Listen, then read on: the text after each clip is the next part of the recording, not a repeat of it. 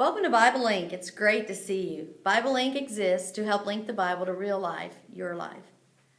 God decides he's going to test Abraham. He wants to see how faithful Abraham can be to him.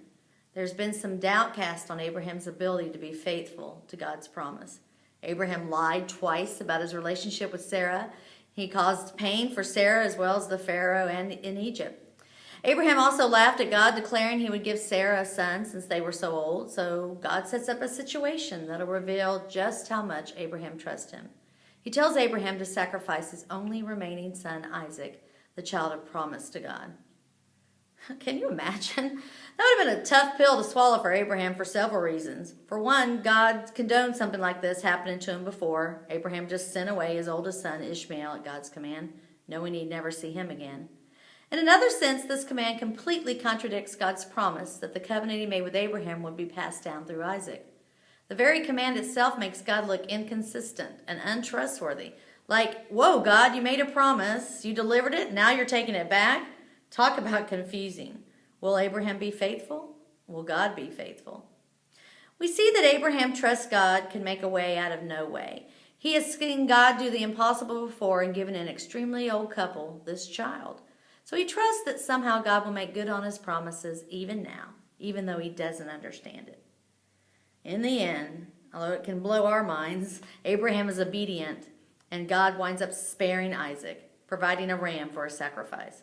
God also learns something he wasn't sure about before, that Abraham does trust him, and he's not going to withhold anything from him. One of the main purposes of God's test is to see how Abraham does with follow-through. Part of God's promise has been fulfilled for Abraham. He now has his son. But will he let the joy of this fulfilled promise tempt him to push away God's other promises? Will he selfishly keep Isaac all for himself, or will he release him to God for the carrying out of God's will?